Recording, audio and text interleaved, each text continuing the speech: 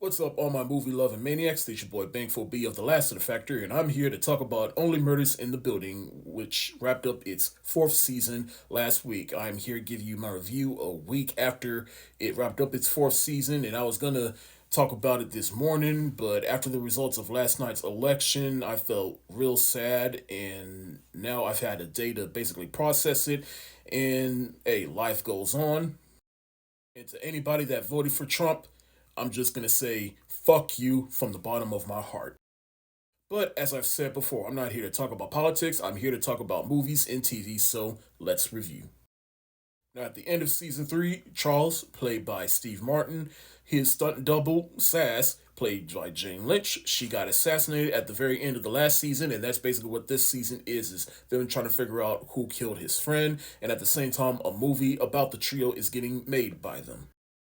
Now, I really do like this show, mainly for the main three Martin Short, Steve Martin, and Selena Gomez. I think the three of them work together perfectly. It's like basically the old generation blending in with some of the new generation, given that they're baby boomers and she's a millennial. But I just think that partnership just works. And I like a good murder mystery show. I like the first season. The second season was okay. I did think the third season at times was better than the first two seasons, and I do like the fourth season, but it does have its give and take, and it does have a controversy that I think is starting to hurt the show a little bit, and I'll get into that in a little. But this season definitely had a stat cast full of A-list celebrities. Let's talk about the main three real quick. So, like I said, Charles, his friend Zaz, his stunt double, she got assassinated, and so he's dealing with the grief for that, and he's feeling a sense of guilt, and he even starts hallucinating, thinking he's seeing her, and then Martin Short's character Oliver, he's getting married to Mel Streep in the show, but she's off doing her own thing after her acting career took off after the play that they did last season. And then Mabel, not really much of her going on this season, but she's just there to help, and they don't even give her a love interest this season, which I'm kind of glad because it does feel like for three seasons, she just can't keep a consistent love interest. But I do like their individual journeys. Charles is coming to terms with Sass being away, and he finds out some things about her, and he has some sense of peace. Mabel, she's starting to, flap her wings, and she moves into the next apartment that's part of the apartment complex that they live in. And then Martin Short's character Oliver, he does eventually get married to Mel Streep's character, and that's basically it. But it's also their interactions with some of the other characters that makes this. For example, they do meet their movie counterparts. Eugene Levy playing the movie version of Charles in the movie, but hey, that kind of makes sense because both Eugene Levy and Steve Martin, they've been in multiple movies together, so I guess that makes sense. I did think Zach Galifianakis playing Martin Short on the show was a little hilarious because I did not think that they would basically pick him to play the movie version of Martin Short, but in a weird twisted way, it does kind of make sense. And let me also just say right off the bat that they're all basically playing themselves. Zach Galifianakis playing Zach Galifianakis, Eugene Levy playing Eugene Levy. They're all playing fictionalized versions of themselves. They're playing what the world basically sees them at, and they are just taking it in. Then you got Eva Longoria playing movie version of Mabel, Selena Gomez's character. Hey, makes sense. They're both two beautiful Spanish women. But it is still a little bit funny because both Eva Longoria and Selena Gomez are two completely different people. So watching their personalities basically trying to coincide with each other is just fun to watch. And real quick, Selena Gomez on the show, like I said, I do like her pairing with Steve Martin and Martin Short because she, even though she's young, she's like the millennial, and she does bring millennial energy to this trio, and it's just funny and in a way relatable.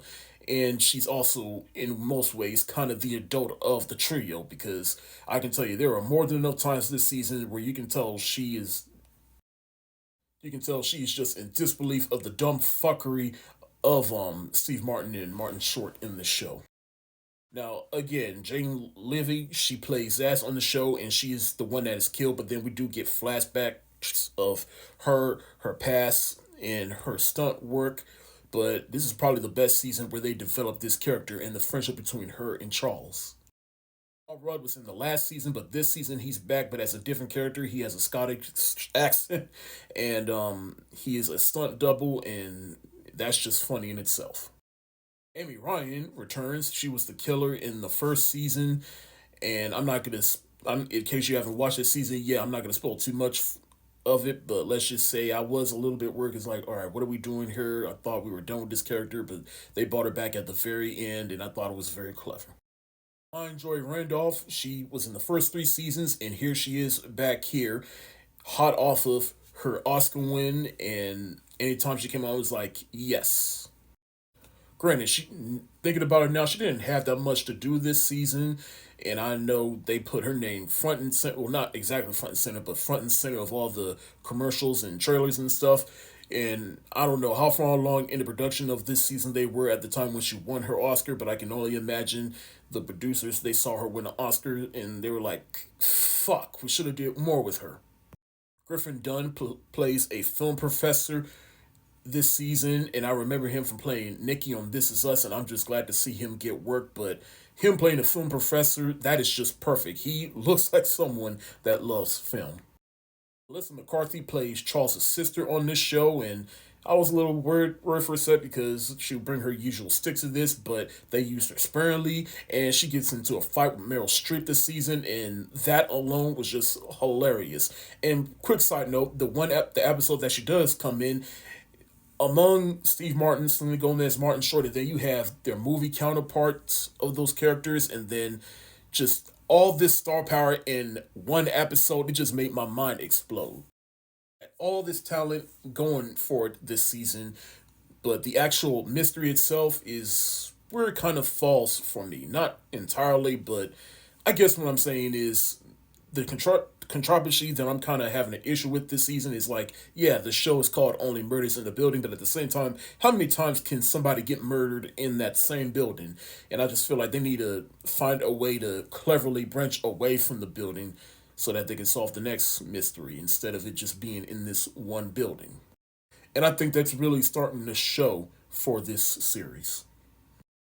And despite the fact that I enjoyed the overall journey getting to the reveal of who the killer is, I did feel like it started to drag a little bit.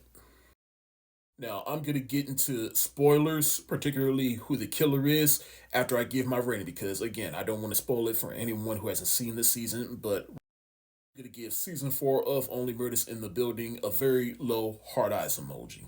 I do think it's a slight step down from the last season and even the first two seasons, but it was still an enjoyable season. As for the reveal of who the killer is, it's the screenwriter with the fake beard that killed Sass. Basically, he used to be a stunt double, and then he wanted to become a screenwriter, and then he started working with Sass, who actually is the original writer of the early Murders in the Building movie in this show. But basically, he got jealous, and she found out, and he was gonna tell Charles, but then he ends up killing her because apparently he's also good at killing people because his father taught him to. Now, I did think it was a nice little review, and it does make sense in context of the season. But like I said, it's just like, again, how many times can somebody get murdered in that same building? And the way they set it up and everything leading up to it, I did think it was slightly clever though. But that's it for my review of Only Murders in the Building Season 4. Have you seen this season or have you seen the show as a whole? If so, let me know what you think of it in the comment section below. This is your boy Bankful B of The Last of the Factor. Stay safe, wash your hands, peace.